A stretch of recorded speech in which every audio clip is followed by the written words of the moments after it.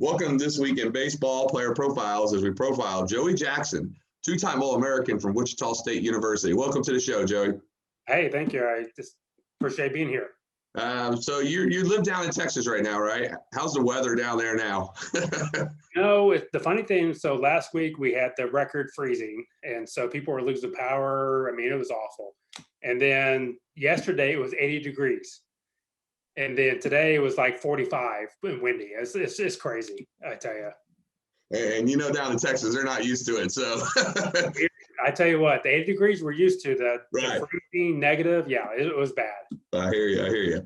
Okay, so here we go. We're going to get started with talking to you about some baseball. So growing up, tell us, what was it like playing baseball for you growing up? I loved it. I played football, basketball, baseball. Baseball was my love. I mean, I loved college football, but I was a skinny kid.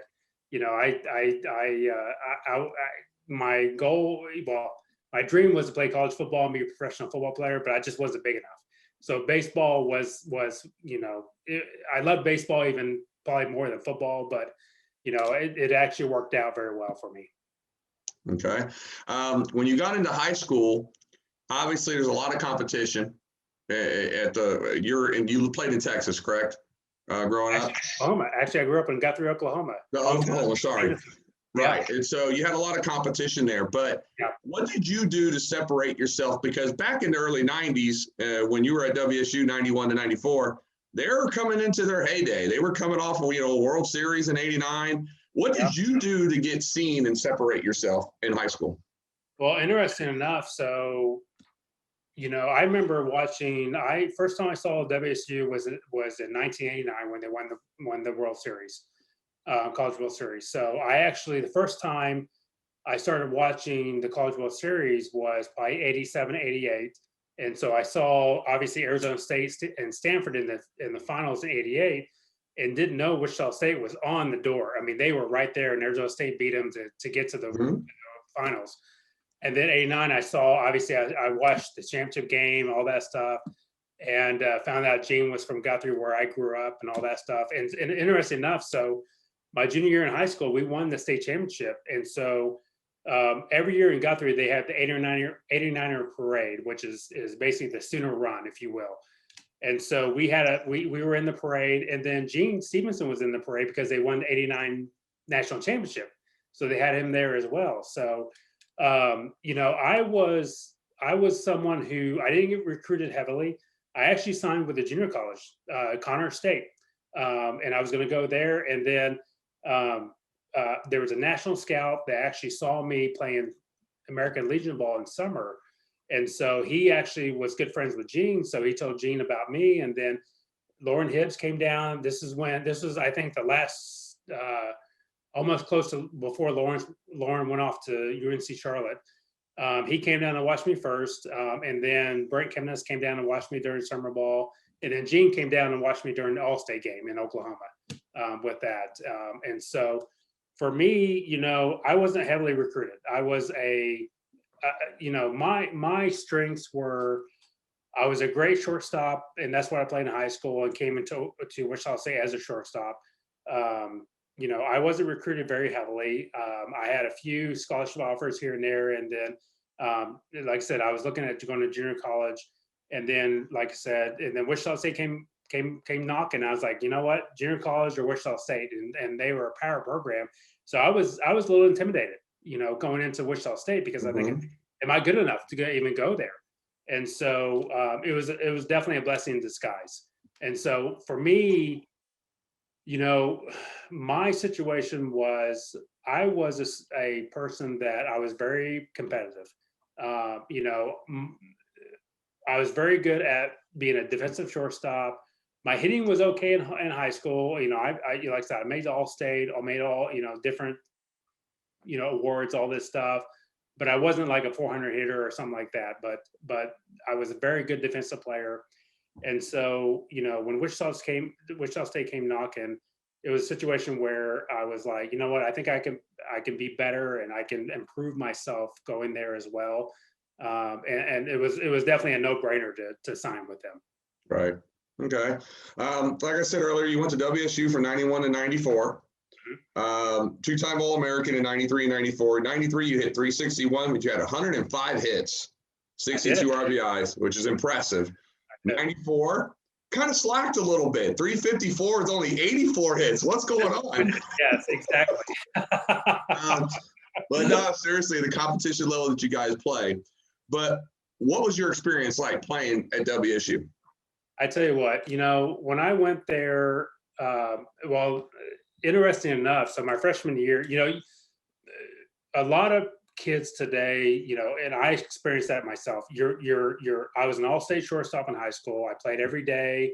I was the man, if you will, on the team.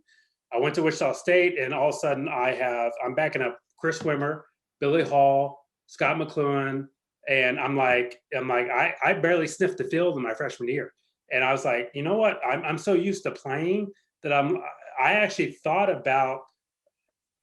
barely thought about transferring, and I'm glad I didn't, because I wanted to play. I was a competitor and I wanted to play, but I'm glad I didn't, because I learned so much from those guys. I mean, Billy Hall was tremendous. And Chris Wimmer, same thing. Scott McLuhan, and actually Mike Jones was a senior my freshman year, and Mike took me under his wing and he showed me the ropes. So actually Mike was more or less, I think he and Scott were starting third baseman, kind of platooned. And so I was kind of the backup utility player. So I got 40 at bats my freshman year. And so barely played. And, when I went in, I was nervous as heck. I mean, I was intimidated by these guys. And so I went in I felt like I was more of a role player my freshman year. Sophomore year, I went in thinking, during fall ball, Gene had me playing shortstop with Chris. I'm thinking, oh my gosh, I'm going to be back up again. Because Billy Hall graduated. He was a senior my freshman year. Billy Hall graduated. And so I came in, and then all of fall, I was playing shortstop. I'm thinking, I'm not going to play. And then come season time, I was battling for second base with another freshman, Trent Babcock, who was a great player. So I actually ended up winning the starting job about third of the season into, I was a starter the first game of the season, and actually and the funny thing was, what we beat, I think it was University of Illinois Chicago, beat them like 1-0, and I actually got the RBI on a jam shot to center field, got the RBI and made a great diving play in the game, and so I felt confidence enough that, hey, I belong here with that. So sophomore year, I won the starting job about third of the way in, and then was the starter in second base from there on in through my senior year as well. But I mean, I tell you what, the experience I had with being at Wichita State was tremendous. I mean, the coaching I got from Gene made me so much better. Lauren was a great coach. JT Thomas came in my junior year. Awesome coach. Brent Kemmons, obviously awesome, very well known with that, great pitching coach as well. And so it was a situation where, I came as a role player, and then I really flourished, as becoming an All-American with that. Never had any expectations to be an All-American. I was there to help the team win, because that was the bottom line for me. I was so competitive. I hated the losing more than I liked winning, to be honest with you, and which is not a good trait, unfortunately. And so it was a tremendous experience.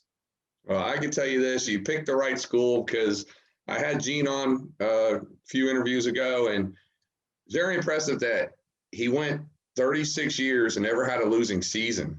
And you were part of that, which is it's really impressive. Yeah. Tell us about playing for Gene Stevenson, probably the best D1 coach ever to step on the field.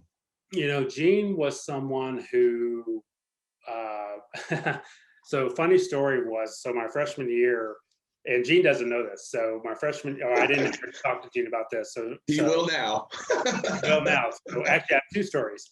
So the first story was my freshman year, I was sitting in my freshman dorm, whatever. And so he was being interviewed by the local news, and he was talking about, because, we had Darren Dreifert, who was my class, which was the best. Jamie Bluma, Shane Dennis, John Bacon, who was a walk-on, and John Llewellyn, who was actually a high school All-American. And so I'm coming in as some little skinny little shortstop, no name guy coming in from Oklahoma. And so Gene's interviewing with the local news, and he's talking about all the freshmen. He mentions everybody but me, and I'm like, well, hey, hang on, I'm on the team, right? And so I'm like, so I was a little disappointed with that. So I never told Gene that. I needed to tell him that. But Gene, so playing with Gene, he's someone who you respect it to the fullest. I mean, he's someone that is the best, one of the best college coaches ever. And so, it was an honor to play with him.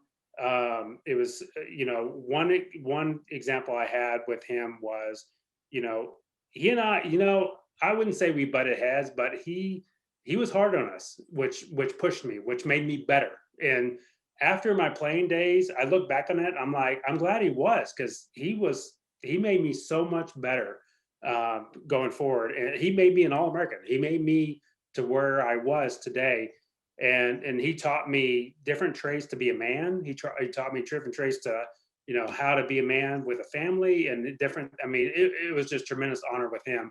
But one example I had was sophomore year, I hit a little pop-up over second base, threw my bat down thinking I was going to be out, and jogged around first. The ball dropped. So I was like, oh, bad word. I started sprinting at second base, barely getting in second base. I mean, and we're in front of at that time we had probably about 6,000 fans in the stands. And I look up, he already called timeout, and he sprinted on the field and started yelling at me at second base because I didn't sprint out the hit. And that was the last time I was like, you know what? I'm gonna, it was an eye-opening, coaching situation, and I'm glad he did it, to be honest with you, because it made me a better player. Right, he just wanted the best for the team and all the players on it. Yeah, I agree with you. Exactly. What do you gave a couple of your good moments so far, but do you have one particular moment that's your favorite moment at WSU? And it don't have to be like a play you made or anything, just something that happened. Yeah. I would say, like I said, so freshman year barely played. Sophomore year, I hit, I think, 305, respectable, but I was a role player because on that, my sophomore year, we had like 7 All-Americans on the team. I wasn't one of them.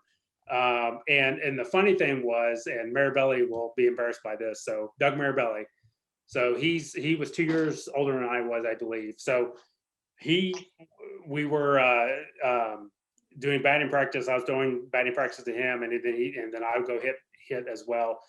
And he made a comment my sophomore year at the end of the season when all the awards came out, like all conference, all that stuff.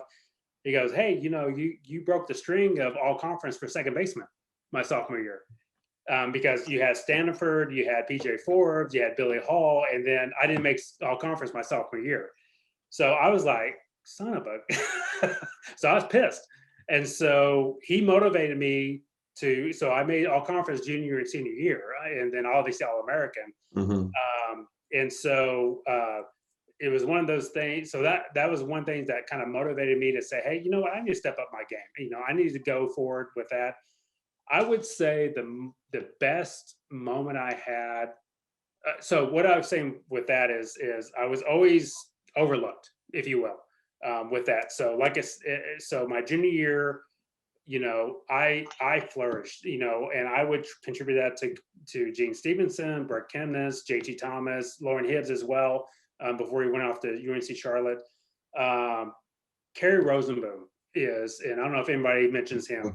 He was the backbone of our strength program. He was our strength coordinator. He got me to a place where, we lifted weights quite a bit and did, different things. And I got strong. It just made me better. We did things. We had mental practices where I would actually sit in a dark room and visualize pitchers pitching to me and where I'm going to hit the ball with that, and just visualize. And all of a sudden, out of the gate in junior year, I'm hitting like 400, 450. I mean, I'm just crushing it. We get to the Hawaii tournament. I think I'm hitting like 420 or something like that. And so, Kerry Rosenboom, I tremendous respect for him. He's a great, strength coach and all that stuff. And he helped me so much. But what I'm trying to say is basically I was overlooked. I think the best situation I had was, being in Oklahoma, I was not recruited by Oklahoma or Oklahoma State, and that just pissed me off. And so, like I said, I was going to go JUCO. Wichita State came, and then I found out that Wichita State's a rival with Oklahoma State. I'm like, yes, I want to play Oklahoma State. So my junior year, 1993, we're in the College World Series. We're playing Oklahoma State to go to the championship game against LSU in '93. I don't know if it was the second inning, third inning, but so that year, Gene, basically, I was hitting fifth behind, I think, Toby Smith at the time. And Toby actually is my high school teammate. I'm from Guthrie, Oklahoma. So he actually went to Connor State, then he ended up at Wichita State, tremendous player as well. And so Gene came to me probably not third of the season, halfway in the season, and said, hey, I'm going to move Darren Dreifert to the fifth hole, which I'm like, well, of course, because he hit 22 home runs that year. So I got moved to the sixth hole, and I'm a team player. I'll do anything as long as we win, I'm good with that. I don't care what I do. If I go over 4, I want to win. And so junior year, they load the bases. They walk Darren Dreifert to get to me. So I feel like Oklahoma State doesn't feel like I'm a good player. So I go up there and I hit a 2-run double, get us up 2-0, and we ended up winning the game 10-4 to go to the championship game in my junior year. So that was probably the most special that I can remember. That's a great memory right there. Thank you for sharing that. I appreciate that. Yeah. Being down that you live down in Texas, you obviously don't get to come back to see your alma mater play that much. What do you miss most about WSU?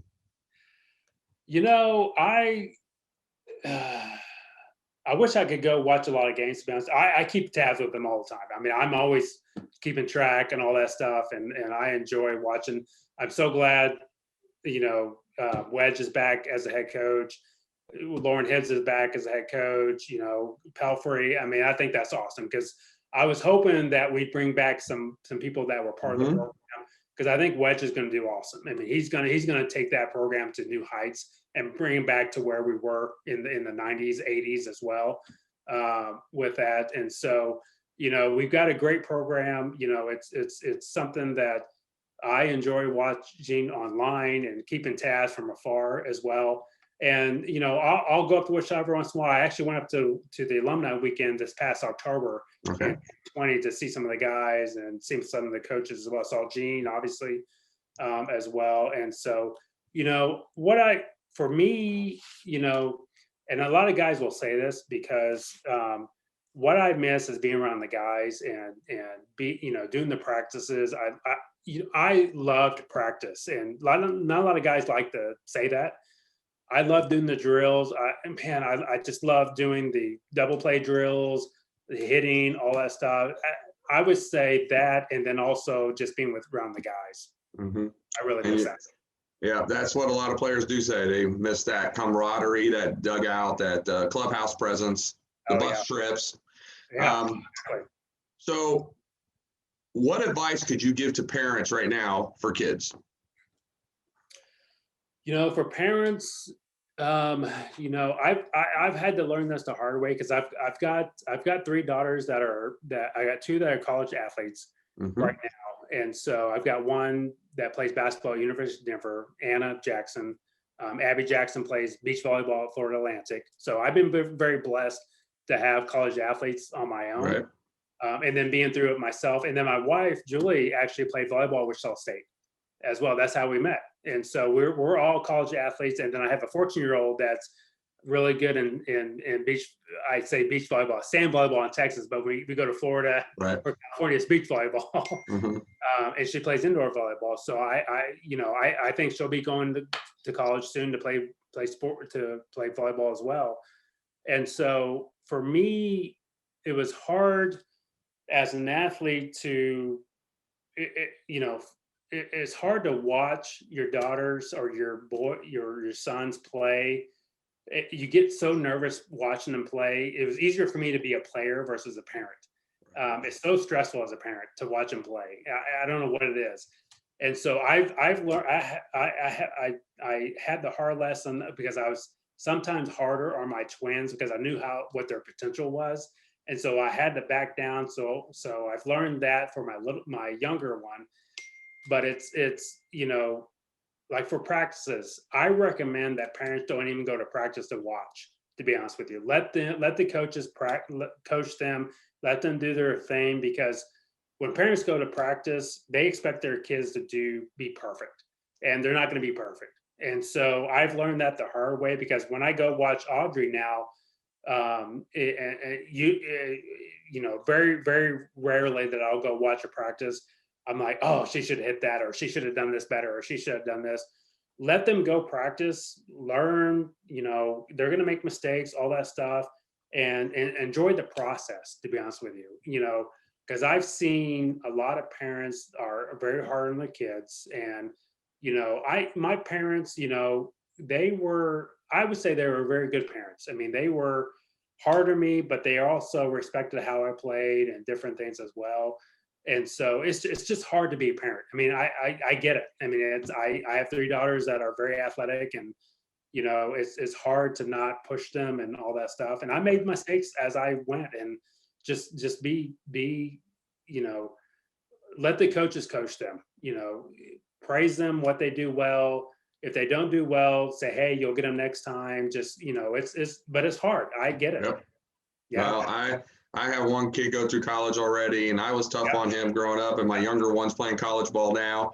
Totally different.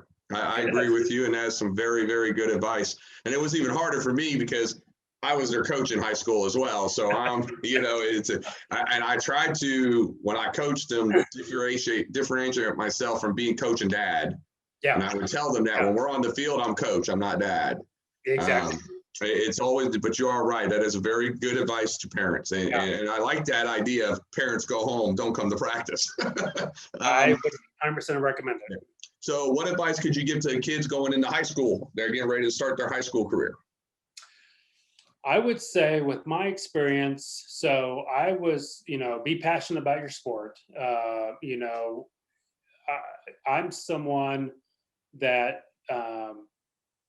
even, baseball specifically, try not to be a perfectionist. And that was my problem growing up. I wanted to go 4 for 4, no errors, all this stuff, and it's not going to happen. I mean, look at the best players in history. They hit 3 out of 10, maybe 4 out of 10, but it's not going to happen. So what I recommend is work hard, put the effort in, be humble. That's the biggest thing. I always tell my kids, be humble. Be confident. Don't be cocky, but be confident in that regard. These days, and I'm going to probably piss off some people, I'm not a big fan of the bat flip. I'm not a big fan of showing up other players. Go play your game and win, but be humble at the same time as well. For me, I was so competitive, and so I had a temper. I hated losing. In high school, I used to throw my bat, and I was called out for that. And be humble, be appreciative, enjoy the game, because it goes so fast. I mean, your playing days will be gone before you know it. And you look back on it, it's like, man, I wish I would appreciate this more. And so for me, I was such a competitor, going, with how I played, no matter if it was football, basketball, baseball. I was someone that I wanted to win every single game, and you're not going to win every single game. Just like I said, put in the effort, listen to your coaches, be positive, have a great attitude.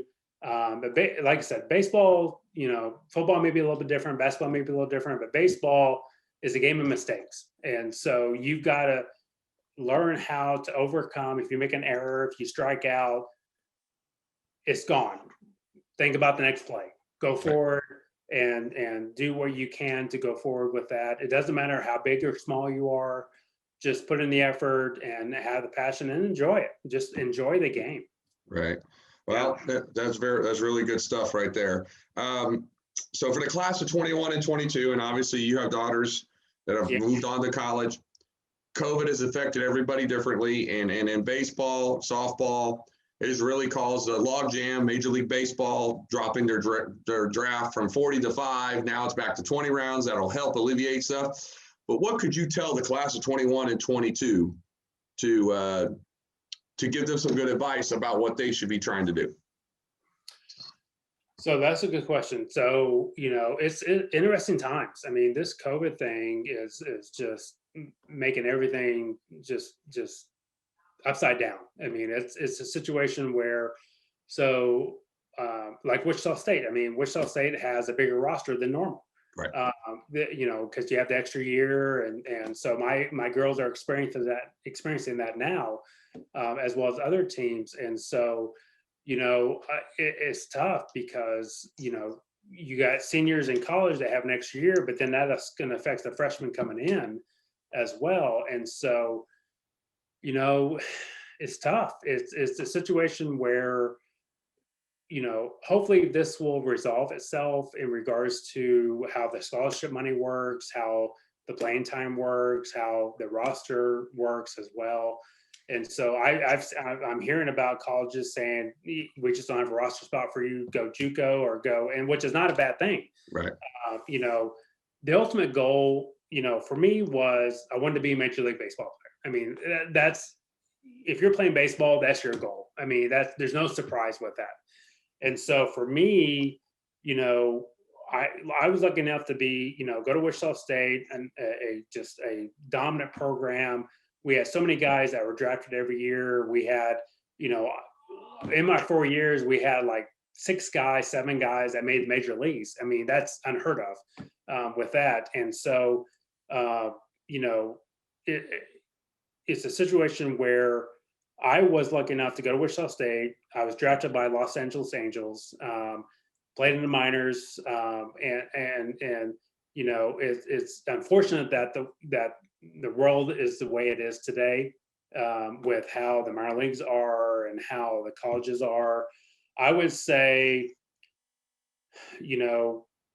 keep putting the effort in, send the coaches your information. I know that the recruiting is a little bit different today, right, more than anything else, because I know they extended the recruiting timeline as well. And so it's just unfortunate, but play your game, work hard. Good things will happen. Just continue to work hard and put in the effort in, and you'll get where you need to go. Okay. So what would you do if you were in this day and in this era right now, and you had to go through this? What would you be doing right now to prepare? Say it's your senior year. Yeah, exactly. Obviously, there's video out there today, whereas before, in my day and age, right, not much video. Is more scouts may see you, may not see you. VHS. VHS, yeah. Exactly. Oh yeah, and actually, the funny thing was, I never made a highlight video. Never did that, and I was just lucky enough that I went to, I played in tournaments or played in games, and scouts happened to see me. Right. So I was pretty fortunate there. But today's day and age, there's so much social media, so much video out there that you can do that. I'm hoping that, and I'm actually thinking about my daughter, my younger daughter is. I'm hoping that colleges will be allowed to do their college camps, because that's great exposure. Mm-hmm. I experienced the situation with my older daughters. They wanted to go to for example, my basketball daughter who plays at University of Denver. She was a big KU fan growing up, and so we went to the KU camp, a couple years, but then go to the camps that the colleges are looking at you, because if you go to these big camps, you're just a face in the crowd with that. So I recommend going to those camps that, if hopefully they'll open up and you can go to those. Right. Send your video, continue to make contact, continue to network with that. And that's what I did with my daughters with my twins graduating in 2018. And we send out video to every single college for basketball, for beach volleyball, with that, just to get exposure as well. So, definitely keep doing that. Hopefully with your teams that you're playing on, tournaments that has exposure with college coaches, things like that as well. And just the exposure is key. That's how it goes. And so just continue to do that and continue to do your game. Now, this next question, I think, is going to be a very unique question, especially for you. You grew up playing in Oklahoma. Yep. When you came to Kansas, the talent level here was just unbelievable. But now you live in Texas, and I guarantee you see some ball out there, and your daughter's in the same boat as in softball. How do you see the kids in Kansas being able to compete with the kids like down in Texas, as an example, for scholarships or for things like that? The interesting thing, when I played, Gene was, he recruited heavily in Oklahoma, heavily in Kansas. Those were the big two states. And then once in a while, we'll have a California kid like Tony Mills. We have an Iowa kid like Casey Blake, who actually All-American, made it to the major leagues. But he heavily recruited around Kansas, Oklahoma. My senior year, we started bringing a couple Texas kids, Chris Anderson, Casey Blake, and I think JT was recruiting for those. And so, it's interesting because North Texas, where I'm at, is very competitive in baseball, basketball, football, obviously, and even women's sports. I mean, when my girls were graduating in 2018, I always tell people that, the great thing about North Texas is that there's so much competition. The bad thing is there's so much competition. Right. With that. And, it seems like I think Kansas needs to do a better job of their high school games. When I played at Wichita State, I was shocked to hear how fewer games Kansas high school kids played than I played in Oklahoma. Right. My year in Oklahoma, when we went state, we played almost 50 games. Where in Kansas, what they play like 20, 30 games? 25 to win it all. 25. I mean, that's to me, that's insane. I mean, they've got to do a better job to pick that up with that as well. So I think that's the downfall with Kansas and not saying Kansas athletes are not good, because they are. Right. Oh, no, there are. Tommy Tilma, Darren Paxton. I mean, great players with that. And unfortunately, just didn't play enough, as many games as we did in Oklahoma and Texas. And so what's it now with Kansas? Is it same? Yeah, it's 25 games. You get 20 games and then 5 for the playoffs if you win it all. Yeah, I just don't get that. I need to improve that piece of it. Mm-hmm. But talent is talent. I mean, if you can play the game, you can play the game, no matter if you're playing 10 games or 180 games with that. Right. I mean, it's a situation where there's talent. Right. Well, on the academy side of things, I always get the question from parents to me, well, how come we can't go to Texas? And I try to explain to them, we got 38 colleges here in Kansas. We're in a unique situation. We have more colleges than anybody. That's number one. But number two, your son might be all state here in Kansas, which is great. But when we go down to Texas, there's 500-600 kids that are just like your son down there. And now you got to compete with 500-600 kids for that same scholarship when you can, and I'm trying to get it to where everybody understands that, because, you fortunately being down in Texas, you get to see that. In another sport, in other sports too, because there's just the population so much bigger. Yeah. So, right. So what does Joey Jackson do now? What I do now? So it's funny. Obviously, with my kids, they I've got my 14-year-old that takes up a lot of time. I've got my twins that are in college that, I've got one in Denver, one in Florida, which is, not bad spots to go visit. Actually, we're heading to Denver to go watch Anna play basketball this weekend. Mm-hmm. And so I told my wife, I'm like, I got to find a hobby once they're done playing sports. That's all I do. I love it. I love watching as a parent, it's so fun to watch your kids play sports. I mean, I just so proud of my 3 girls, with their accomplishments and what they've done and what the future holds for them. But my wife and I, we live in Texas now. We live in Flower Mound, which is a suburb of Dallas. Mm-hmm. I actually work in human resources. I'm an HR manager. And so, you know, the interesting stuff is I almost became a coach. I actually got a degree in education. And do you know Greg Miller? He was our grad assistant at Wichita State. My freshman, he may have been there my sophomore year. And then he became the head coach at Junior College. Okay. After I got done playing ball, he called me up and asked me if I wanted to be his assistant. And I turned him down. I'm like, oh my, I look back at it now. I was like, man, I should have became a coach. And he's actually a scout now with that. And so, you know, so you know, I regretted it. You know, it'd been nice to be a coach and all that stuff, but I got a great life, and I got beautiful wife, 3 beautiful kids, and enjoy what they do as well. I play old man softball now.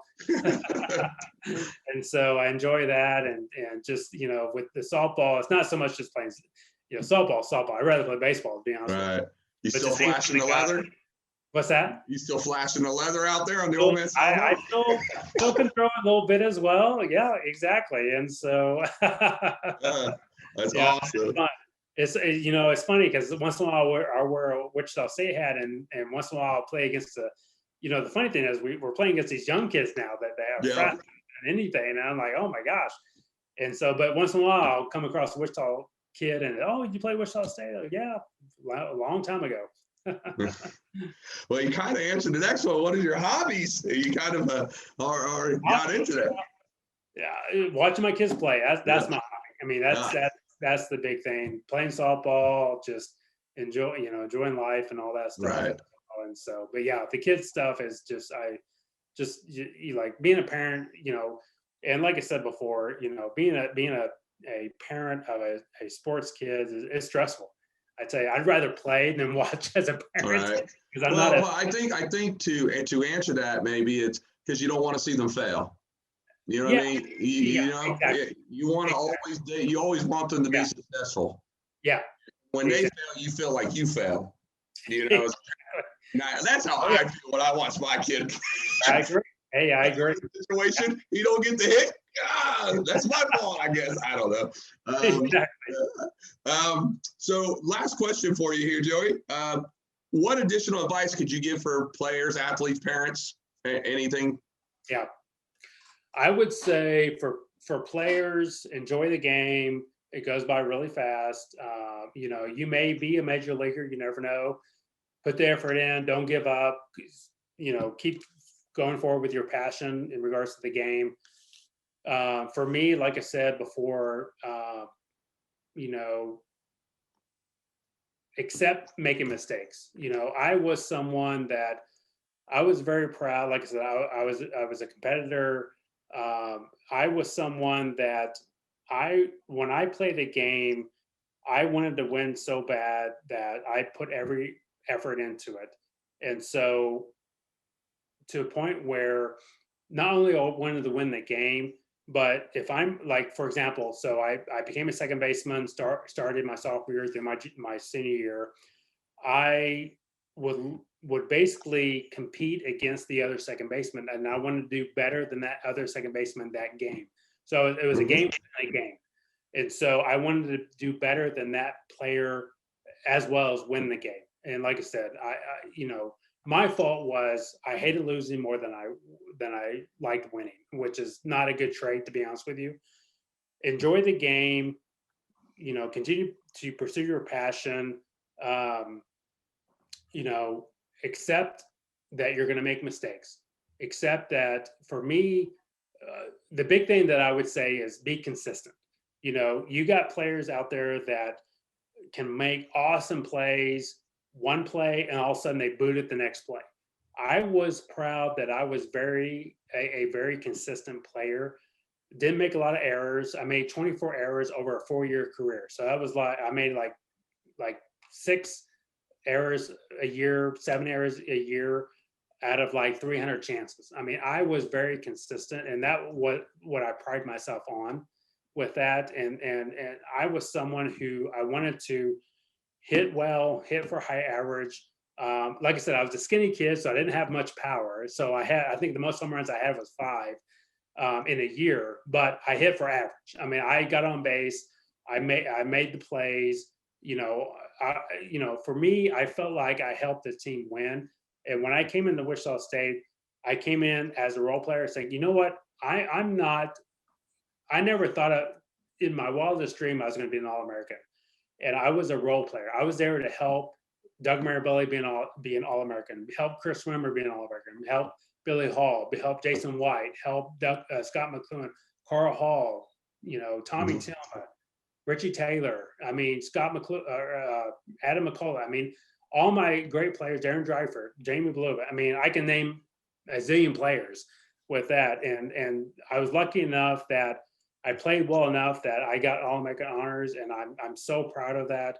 And I would say that if I can do it, anybody can do it, because I was a skinny, shy kid in high school, went to Wichita State, was completely intimidated, and got out of my shell, and was able to, with the help of coaches of high school, and I'll do a little shout out, Coach Gerald Reed was my high school coach, Willie Young, John Chappell, Paul L. Corey, just helped me get to Wichita State. And then you got Gene Stevenson, Lauren Hibbs, JT Thomas, Brent Chemnitz, and then Kerry Rosenboom. Just made my game so much better. And let me say this. So, I was fortunate enough to make All-American and be drafted by the Los Angeles Angels. I had no speed. I wasn't a base stealing threat. Billy Hall stole like 61 bases, 65 bases in a year. I stole like 5. So I wasn't a base stealing threat, but I made everything else better.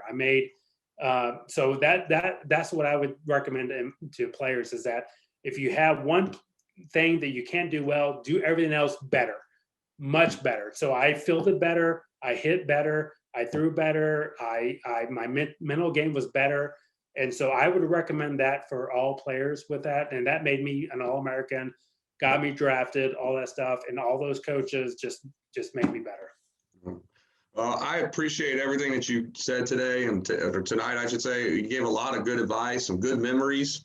I'll let Billy know that you probably can catch him now. Maybe Billy can still run a little bit. I will not be able to catch Billy. He's still fast. He can still run. Yes, he can. He's still in great shape. But I appreciate you coming on today's show. Thank you very much. Well, thank you. I appreciate it. It's an honor. Well, that concludes This Week in Baseball Player Profiles with two-time All-American from Wichita State, Joey Jackson. Thank you very much. Thank you.